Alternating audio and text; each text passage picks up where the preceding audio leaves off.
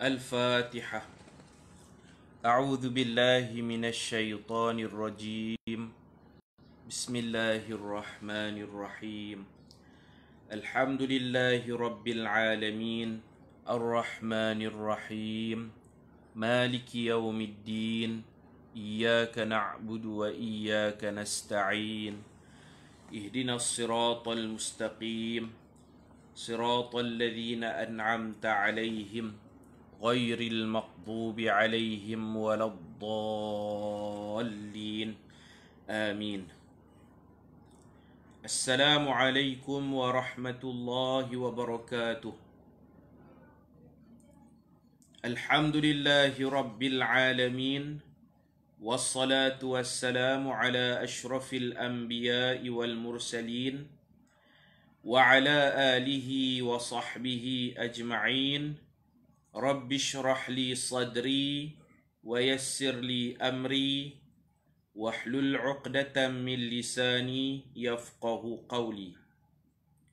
سبحانك لا علم لنا إلا ما علمتنا إنك أنت العليم الحكيم ولا حول ولا قوة إلا بالله العلي العظيم.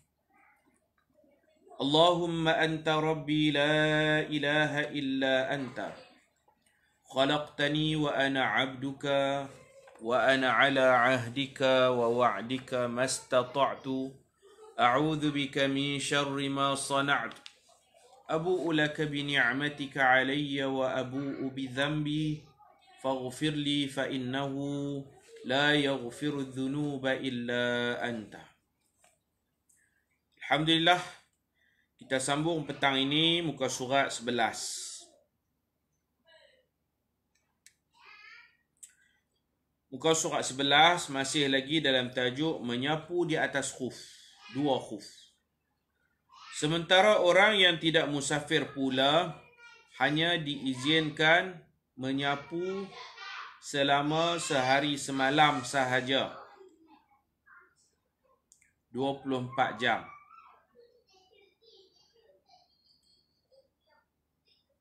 Sementara orang yang tidak musafir pula hanya diizinkan menyapu selama sehari semalam sahaja, 24 jam.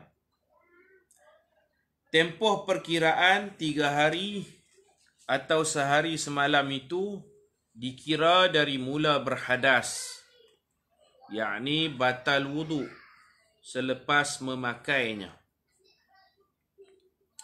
Sebagai contoh, jika kita mula memakai khuf pada pukul 7 petang, iaitu selepas berwuduk dengan sempurna. Wuduk dulu, baru pakai. Ke 7 petang kita pakai.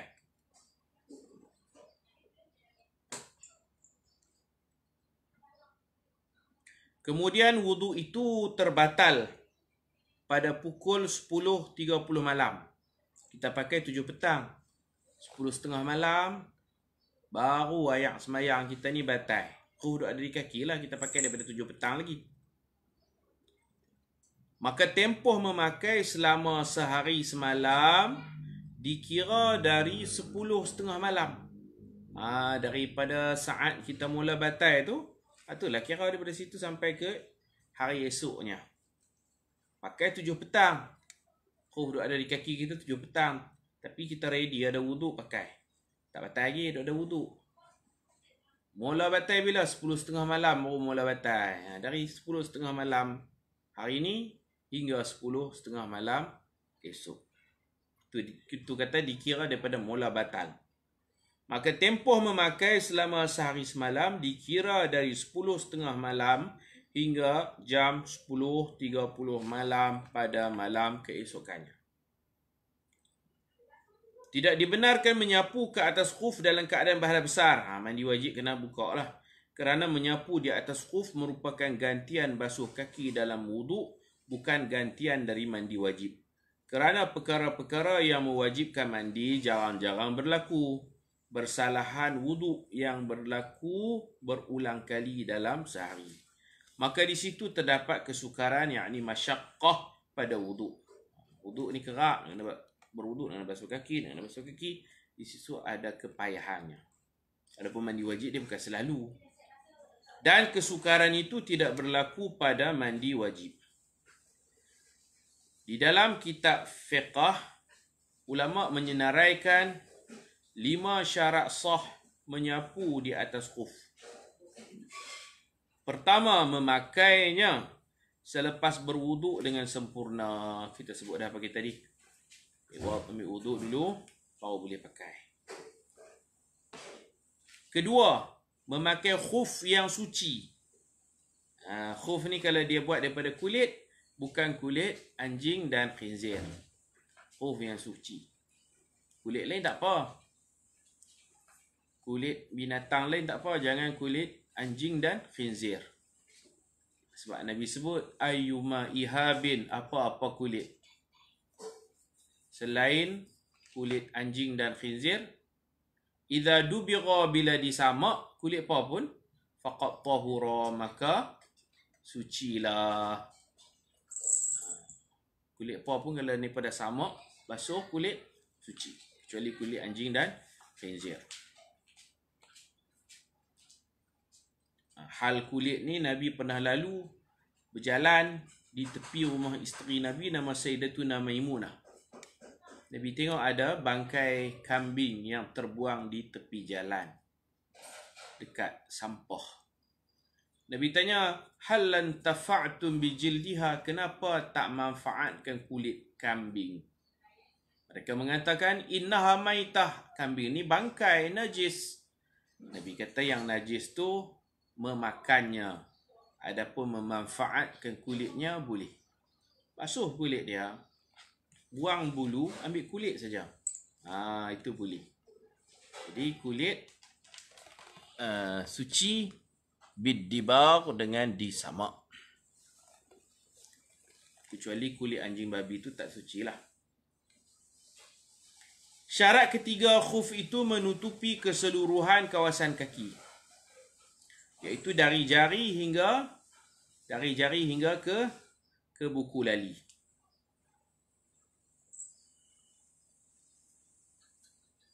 Keempat, khuf itu mestilah kalis air. Tak berlubang, tak terkoyak. Kelima, khuf itu sentiasa melekat di kaki dan mudah bagi orang musafir bergerak. Selesa, tak berat. Selesa, tak longgar. Syarat dia. Jika khuf itu berat atau mudah tertanggal ketika berjalan, maka tidak boleh menyapu di atasnya. Bahkan wajib membasuh kaki seperti biasa sahaja. Baik, kita terus kepada hadis ke-6. Bersetubuh mewajibkan mandi. An Abi Hurairah radhiyallahu anhu anna an-nabiy sallallahu alaihi wasallam qala idza jalasa baina syu'abiha al-arba' thumma jahadaha faqad wajaba alaihi al-ghusl. Wa fi riwayatin li Muslim wa illam yunzil. Rawahul Bukhari wa Muslim. Artinya daripada Abu Hurairah radhiyallahu anhu berkata, sesungguhnya Nabi sallallahu alaihi wasallam bersabda, apabila seorang lelaki duduk di antara 4 cabang, di antara 2 paha isterinya, yakni bersetubuh, kemudian dia menggaulinya, maka wajiblah mandi. Dalam riwayat Imam Muslim, wajib mandi sekalipun tidak keluar mani. Jadi hadis ni nak cerita kepada kita pemansuhan. Apa makna pemansuhan? Di awal Islam dulu, Nabi pernah buat keluar satu kenyataan. Bersetubuh tidak wajib mandi, melainkan bila inzal mani. Nabi pernah buat keluar satu statement, innamal ma'u minal ma'. Hanya sanya wajib mandi kerana keluar air mani. Mafhum dia, kalau bersetubuh tak inzal, tak keluar mani, tak wajib mandi. Itu di awal Islam. Awal Islam. Innamal ma'u minal ma'i. Hanya sanya air disebabkan air. Maksudnya macam ni. Hanya sanya wajib mandi apabila keluar air mani. Mafhum mukhalafah, faham sebaliknya, kalau bersetubuh tak keluar mani, tak wajib mandi. Itu di peringkat awal Islam. Kemudian dimansuhkan dengan hadis anzala am lam yunzil, sama ada inzal tak inzal, janji bersetubuh, wajib mandi. Ini tajuk nasikh mansuh. Hadis yang kita baca ni nasikh, memansuhkan. Hadis yang kata mandi bila keluar mani itu mansuh, telah dimansuhkan. Hadis ni memansuhkan hadis yang awal Islam. Hadis ni nasikh, innamal ma'u minal ma' dipanggil mansukh, telah dimansuhkan. Ini pun ada dalam sejarah, nasikh mansukh, perkara-perkara yang telah dimansuhkan. Yang boleh mansuh ni dalil dengan dalil. Dalil yang terkini memansuhkan dalil yang terdahulu. Dalil yang terbaru, yang latest, memansuhkan dalil yang terkemudian, yang lama. Baik. Ini kita belajar nasikh mansukh lah di sini. Keterangan ulama fiqh menyenaraikan 4 perkara yang mewajibkan mandi. Pertama, keluar mani. Yang ni tak setubuh apa keluar mani. Mungkin mimpi ke apa. Apa cara sekalipun bila keluar mani, wajib mandi. Kalau keluar madhi, ayak madhi itu dia cair.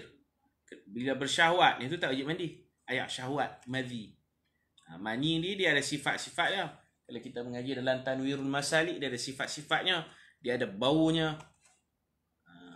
Dia ada tadaffuq, memancut-mancut. Dia ada kepekatannya, ada sifat-sifatnya. Berbeza dengan madhi. Madhi ketika bersyahwat. Mani ketika tertunai syahwat. Keluar mani, wajib mandi. Tu yang dalam fiqh ada mandi wiladah. Orang bersalin, orang beranak, tak keluar darah nifas. Beranak, darah nifas tak keluar. Dia kena mandi juga. Mandi kerana beranak. Sebab anak yang keluar tu dikira sebagai mani. Wiladah maknanya bersalin. Bersalin kalau ada darah nifas, nanti mandi nifas. Tak payah mandi wiladah. Tapi kalau dia bersalin, tak keluar darah nifas, maka dia wajib mandi kerana bersalin itu. Bersalin tu apa? Keluar anak. Anak tu apa? Anak tu asalnya daripada mani. Nutfah. Ulama bagi alasan li'annal walada maniyun mu'aqqadun, kerana anak itu mani yang telah terbentuk menjadi orang. Daripada mani bercampuran itu dipanggil nutfah, kemudian jadi alaqah, jadi mudghah, jadi janin, jadi manusia. Keluar. Kalau ada nifas, nanti mandi nifas, tak perlu mandi wiladah. Baik, keluar mani mewajibkan mandi. Yang kedua, mandi wajib kerana, yang ni dipanggil junub. Keluar mani ni dipanggil junub. Mandi janabah. Syarat panggil janabah. Mandi wajib ni niat saja aku mandi junub kerana Allah Ta'ala. Kalau niat saja aku mandi wajib pun boleh. Niat lagi spesifik, lagi bagus. Sahaja aku mandi kerana junub, inzal mani. Macam tu niat ketika duk mandi wajib. Lagi bagus. Kalau niat umum saja aku mandi wajib kerana Allah Ta'ala, saja aku angkat hadas besar pun boleh lah. Tapi niat tu orang panggil niat umum. Sah juga. Yang kedua, bersetubuh. Mandi pasal bersetubuh. Dia mandi wajib saja aku mandi kerana bersetubuh. Junub tu.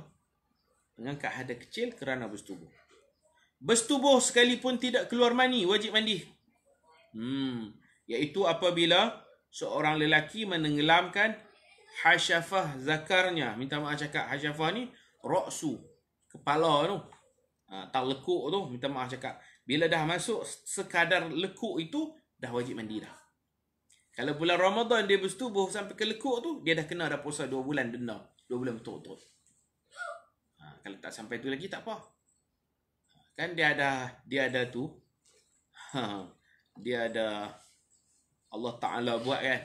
Dia ada lekuk dia tu. Sampai dekat lekuk ni, maka itu sudah dipanggil persetubuhan. Dan kalau dalam bab bulan puasa, batal dah orang lelaki ni. Batal dan dia wajib kena denda 2 bulan.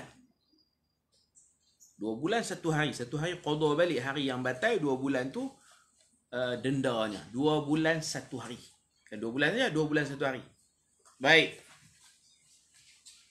Apabila seorang lelaki menenggelamkan hasyafah zakarnya ke dalam kemaluan. Sama ada kemaluan depan atau belakang. Kalau liwat pun kena mandi. Yang meliwat, yang kena liwat. Kalau masuk sekadar hasyafah. Hasyafah tu head dia lah, kepala dia.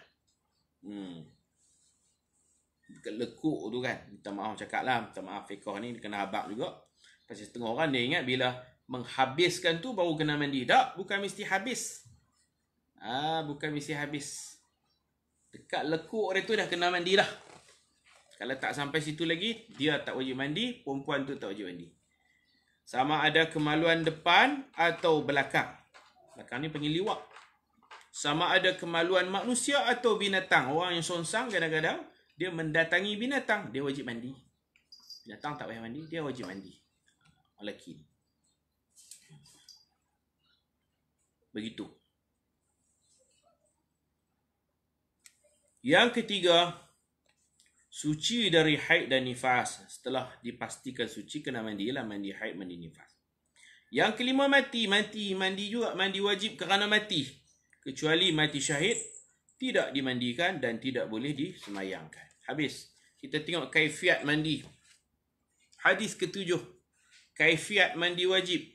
Mandi wajib ni rukun ni 2 je. Niat. Ratakan ayat. 2 tu je. Niat. Lepas tu ratakan ayat seluruh badan. Sebelum tu sunatlah ambil wuduk dulu. Lepas tu mandi pula belah kanan dulu 3 kali, belah kiri 3 kali. Baik. Yang wajibnya niat, lepas tu rata yang seluruh badan, dan kalau ada najis kena bagi hilang najis. Ulama bincang adakah kena basuh najis dulu ataupun sambil-sambil mandi tu boleh basuh najis. 2 in 1, 2 dalam 1. Sambil mandi, kalau ada najis pun kita gosok sekali. Itu berlaku khilaf. Sebagai ulama kata kena basuh najis dulu. Sebelum mandi basuh najis dulu. Sebagai ulama kata tak masalah. Contoh dia baru melepas hayat besar, dia sambil-sambil mandi, dia gosok punggung dia. Boleh ke tak boleh? Itu khilaf di kalangan ulama. Yang penting dia ada niat dan meratakan air seluruh badan. Celah pusat, celah kangkang, celah pelipat-pelipat, di keliling telinga. Dalam telinga tak wajib masuk air. Dalam telinga. Dalam hidung tak wajib masuk air. Depan hidung. Kelopak mata bukan mesti masuk air dalam mata. Sebab orang pernah tanya saya, orang yang pakai contact lens tu, dia mandi wajib sah tak? Jawab dia sah sebab contact lens tu dalam mata. Yang dia wajib ni adalah kelopak mata. Jangan ada taik mata, jangan ada yang menghalang air. Dia kena basuh. Ada orang mata tenggelam satu macam. Mata je ni masuk dalam tu. Kurih sangat, cengkung, mata duduk dalam. Jadi lopak-lopak ni kena bagi air masuk. Lopak ni macam orang duk main jongkak tu. Berlubang dalam satu macam. Tu kena bagi. Dalam mata tak payah. Dalam mata tak perlu. Dalam lubang telinga tak payah muhayak. Keliling-keliling. Zahir badan orang panggil. Zahir badan. Zahir badan. Kumuk pun tak mesti. Kumuk ni dia benda dalam. Tapi sunat kita kumuk. Sebab mazhab Hanafi dia mewajibkan kumuk. Mandi wajib tak kumuk, mazhab Hanafi tak sah. Mazhab Syafi'i sah. Sebab kita kira zahir ni dekat bibir. Mulut ni dalam. Oleh kerana ada mazhab Hanafi kata kena kumuk, kita kumuk. Mazhab Hanafi mereka menggunakan hujah akal. Hujah akal macam mana? Kan orang berhadas, dia kata hadas dalam mulut. Sebab tu dia kata bila berhadas besar tak boleh baca Quran. Dalam ni ada hadas tak boleh baca Quran. Tu mandi kena cuci pergi dalam ni. Dia kata kalau hadas kecil, hadas tu tak masuk dalam mulut. Kita tak ada ayat semayang, kita tak boleh pegang Quran, nak baca Quran boleh. Kita tengok kot dinding-dinding orang tulis khat ayat Quran kita baca boleh kalau kita tak ada ayat semayang. Tapi kalau kita bersetubuh ke haid nifas ke, nak baca tak boleh. Pasal dalam mulut kita ni kotak ni kata. Kena kumuk. Tu hujah dia lah. Jadi kita biasanya mandi tentu kita kosok gigi, kita kumuk. Mazhab kita tak wajib berkumur-kumur ketika mandi wajib. Tapi ada mazhab Hanafi mewajibkan kumur-kumur. Dia kata kalau tak ada hadas kecil, boleh baca Al-Quran. Sentuh yang tak boleh. Hadas ada di tangan. Hadas besar, sentuh tak boleh. Hadas ada di tangan. Baca pun tak boleh. Hadas dalam mulut dia tak. Tu kita kena tahu jugalah. Baik. Kemudian bila sebut mandi, Imam Malik dia wajib gosok. Gosok, tonyoh daki, gosok. Dia kata tak nama mandi kalau tak mandi gitu je. Kita terjun kolam, kita berenang, basah seluruh badan, kita naik tak. Dia kena gosok. At-tadlik. Syaratnya gosok. Baru yusamma ghuslan. Baru dinamakan mandi. Dia kata mandi apa tak gosok?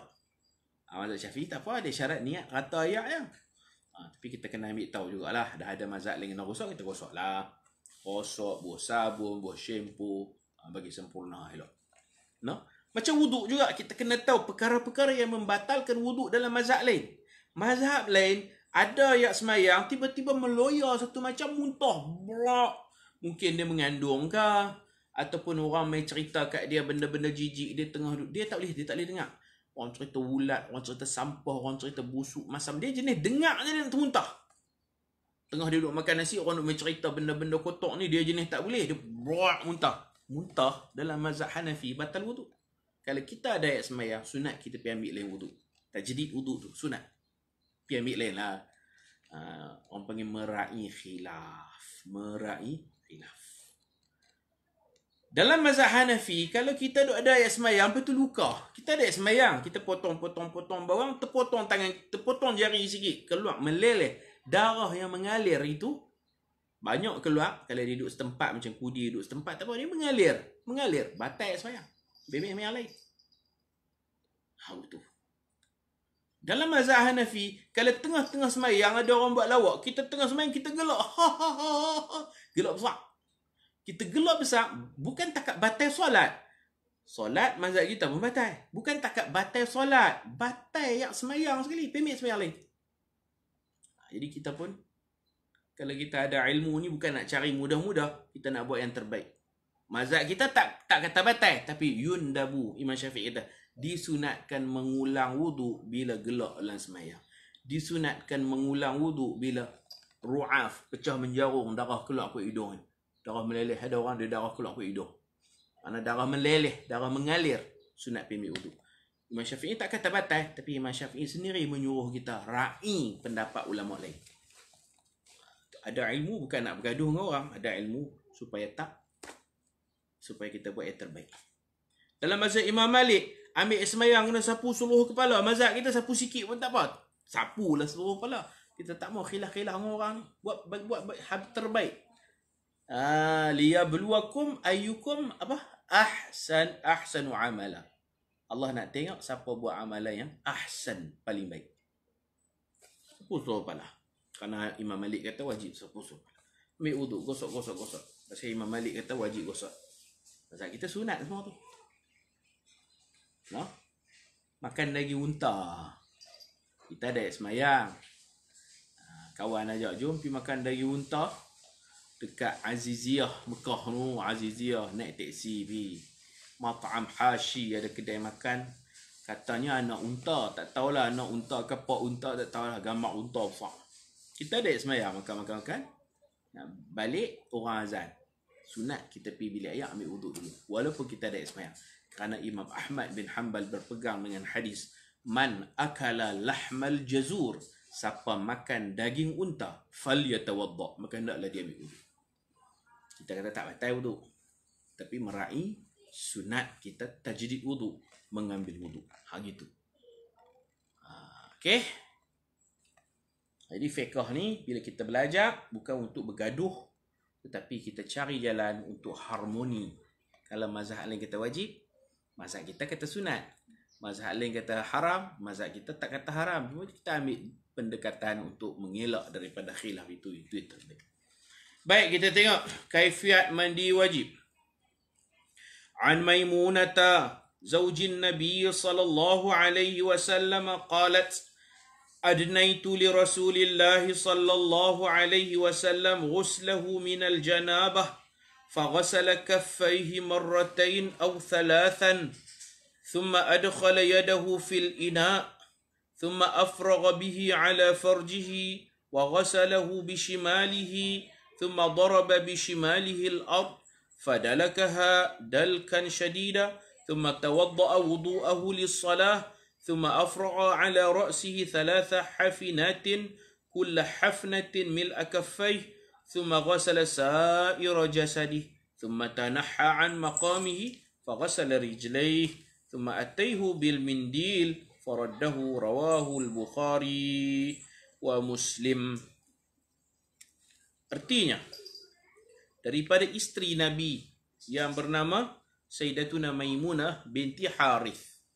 Dia ni dulu, Maimunah ni, dia balu kan, dia balu kepada Sayyiduna Hamzah. Sayyidina Hamzah bin Abdul Muttalib.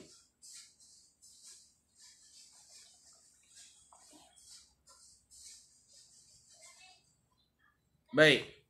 Sayyidina Hamzah bin Abdul Muttalib. Sayyidina Hamzah ni siapa dia? Abang susu Nabi. Lagi Sayyidina Hamzah ni siapa? Sayyidina Hamzah juga pak saudara Nabi. Kerana Sayyidina Hamzah anak Abdul Muttalib. Nabi Muhammad cucu Abdul Muttalib. Nabi kahwin dengan balu dia. Sayyidina Hamzah abang susu Nabi. Seolah-olah Nabi kahwin dengan kakak ipar lah. Isteri abang. Boleh ke tak boleh? Boleh. Halal kahwin dengan kakak ipar. Isteri kepada abang susu. Boleh kahwin. Kemudian kalau kita kira Sayyidina Hamzah sebagai pakcik Nabi, Nabi halal kahwin dengan makcik, yakni isteri pakcik. Kita pun halal kahwin dengan isteri pakcik kita. Kerana mereka bukan mak saudara kita dan mereka bukan kakak kita. Kakak ipar. Mereka bukan makcik, isteri pakcik. Gitu. Gitu. Boleh. Ustaz, air yang kita mandi jatuh ke lantai dan jadi ayak musta'mal, ya? Ayak daripada basuhan yang wajib dipanggil musta'mal. Ayak tu dipanggil ayak musta'mal. Macam ayak wuduk kita, wuduk yang wajib. Ini mandi wajib, bukan mandi sunat.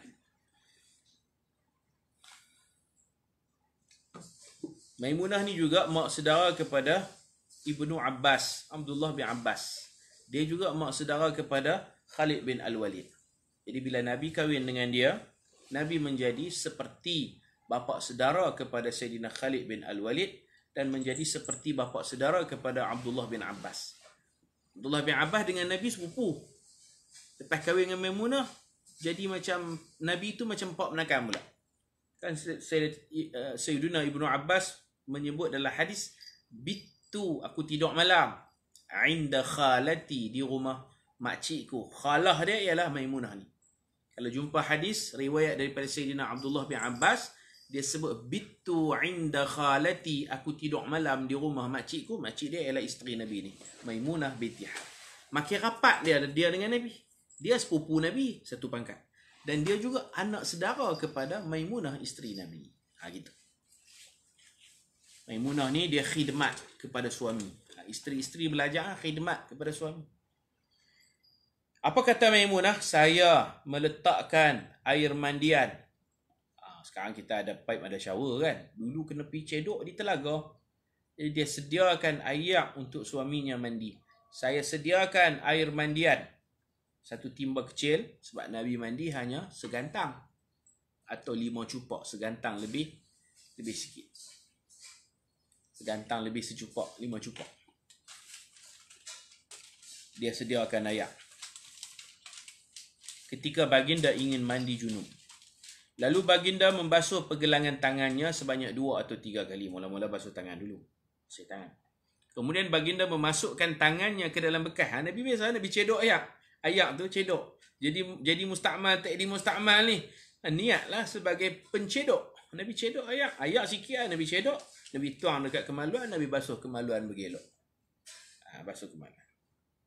Satgi bila mandi, tak payah sentuh dah kemaluan.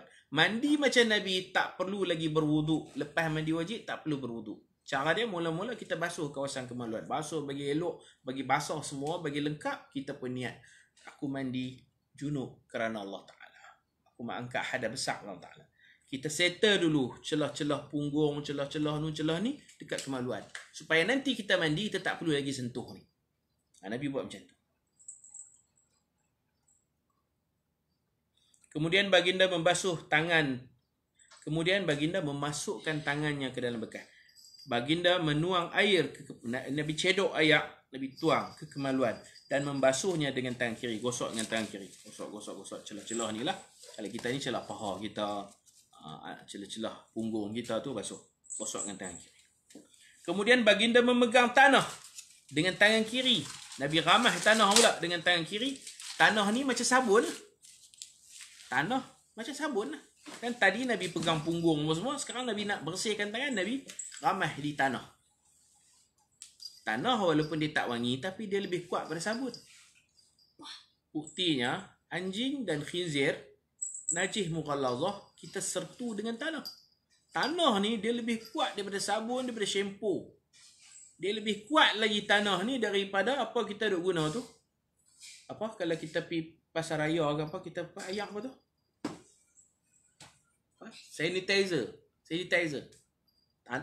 Lagi kuat tanah lagi. Belum ada lagi orang buat produk sanitizer dengan tanah. Tanah tu kuat. Tanah dia ada bakteria dia dan dia boleh melawan bakteria-bakteria jahat. Ada bakteria yang baik, kuman yang baik boleh melawan. Klorok kuat, tapi kalau anjing jilat, kita tuang klorok pun tak jadi. Nabi kata mau tanah juga. 6 ayak putih, 1 ayak campur tanah. Kuatnya tanah. Tidak boleh menandingi. Orang buat kajian. Mailah Febreze ke, sanitizer ke apa ke, tanah kuat lagi. Saya pernah jumpa di Syria dulu, orang jual sabun. Sabun tanah. Dia ada wanginya, dia ada buihnya dan dia masukkan unsur tanah. Di Malaysia tak tahu, jumpa ada orang buat sabun tanah. Kita nak masuk kedai kan, disediakan sabun, kita picit dan dia bercampur dengan tanah. Oh, hak tu memang bagus ya. Jadi Nabi, bila Nabi sentuh benda-benda macam ni, walaupun sebenarnya bagi kita najis air kencing. Air kencing kita najis. Hak Nabi semuanya suci, tapi Nabi cukup beradab. Bila sentuh kemaluan apa semua, Nabi akan gosok tangan Nabi menggunakan tanah. Ramah dengan tanah lah. Ramah dengan tanah. Macam tu. Nak abang kata kekuatan tanah. Tanah nampak macam kotor, tapi dia sangat bermanfaat untuk kita.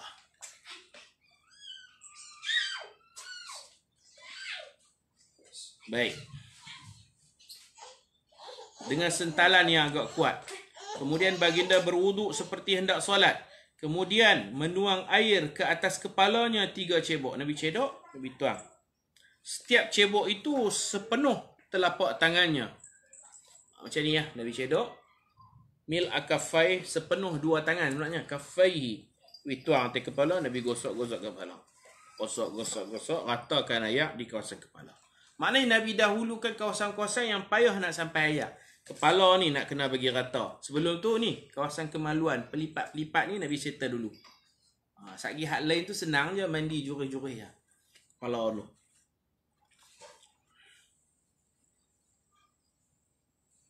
Ambil wuduk, kemudian menuang air ke atas kepala 3 cebok.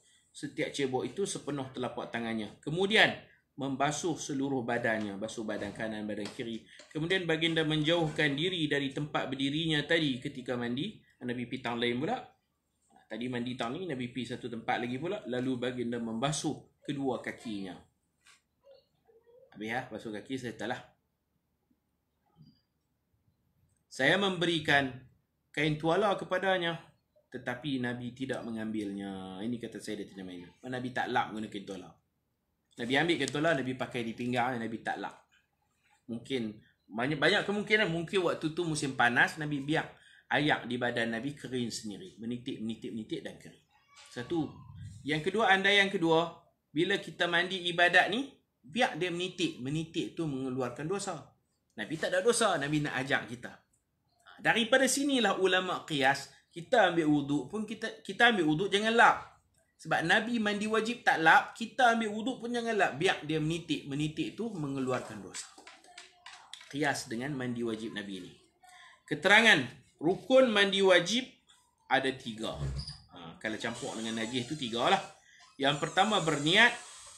Yang kedua membuang najis dari badan. Dan yang ketiga meratakan air ke seluruh tubuh dan semua bulu-buluan. Sementara perkara-perkara yang disunatkan ketika mandi wajib pula ada banyak. Kita senaraikan seperti berikut. Pertama, membaca basmalah. Bismillahirrahmanirrahim. Menghilangkan kotoran. Mana basuh punggung, basuh kemaluan apa dulu. Lepas tu, berwuduk. Wuduk ni kita niat sahaja aku wuduk sunnatan lil ghusli. Nawaitul wuduk, sahaja aku berwuduk sunnatan lil ghusli, sebagai sunat mandi. Aku berwuduk sunat untuk mandi. Nawaitul wudu'a, sahaja aku berwuduk sunnatan lil ghusli, sebagai sunat mandi. Nabi mandi mula kepala atau kaki? Kalau kita baca hadis-hadis, Nabi mula basuh kemaluan. Itu mula basuh kemaluan. Kalau kita ni celah-celah kangkang, celah punggung, apa semua basuh bagi rata.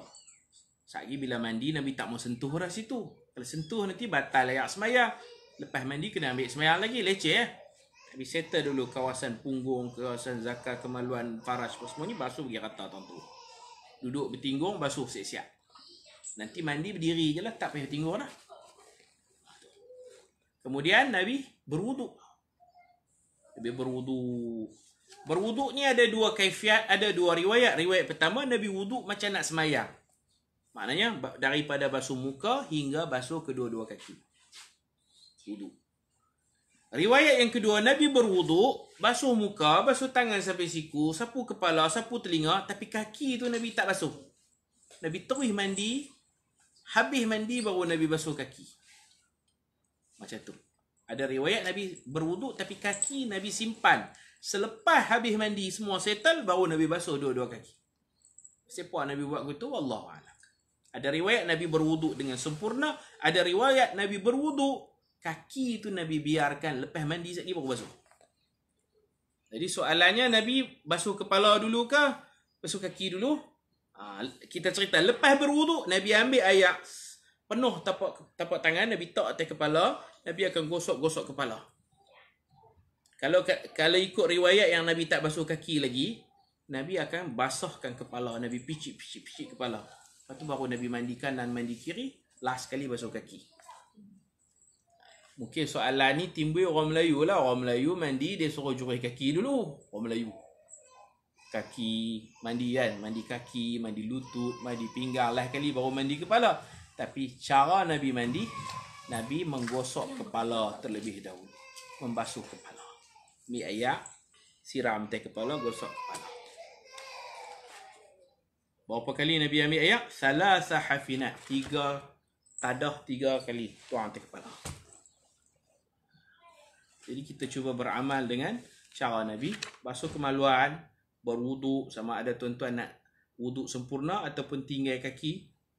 Boleh dua-dua. Lepas tu kita ambil air, kita basuh kepala dulu. Lepas tu kita mandi kanan, mandi kiri. Macam tu. Baik. Yang ketiga berwuduk. Wuduk ni nak niat apa? Nawaitul ghusla sunnatan lil ghusli. Sahaja aku berwuduk sebagai sunat mandi wajib.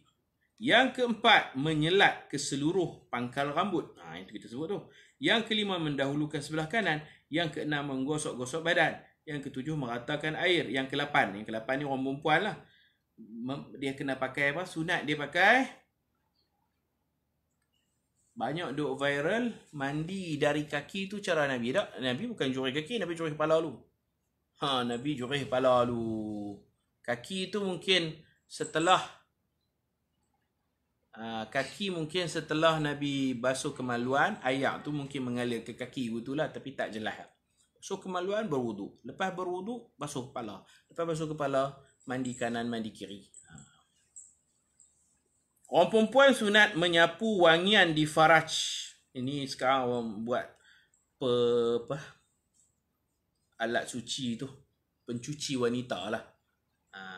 Kalau orang kampung dia guna sirih, guna pewangi-pewangi lah, untuk menghilangkan kesan darah haid atau nifas. Yang ke-9, tidak mengelap tubuh dengan kain tuala. Itu yang paling baik lah. Tapi kalau takut menitik banyak sangat di rumah kita, kita lap lah. Rumah Nabi dulu lantai tanah, pasir, tak apalah. Rumah kita lantai mozaik, kalau tak lap langsung pun masalah juga, berlengah habislah keluar tu. Cuma ala kullin macam mana pun Nabi jenis tak lap. Ayat-ayat hak ibadat, kesan ibadat ni Nabi tak lap, Nabi biar dia kering sendiri. Wallahu subhanahu wa ta'ala a'lam. Sallallahu ala sayyidina Muhammad wa ala alihi wa sahbihi ajma'in. Walhamdulillahi rabbil alamin. Subhanakallahumma bihamdika asyhadu an la ilaha illa anta astaghfiruka wa atubu ilaik. Bismillahirrahmanirrahim. Wal 'asr innal insana lafi khusr illa alladhina amanu wa 'amilus solihat wa tawasaw bil haqq wa tawasaw bis sabr. Assalamualaikum warahmatullahi wabarakatuh.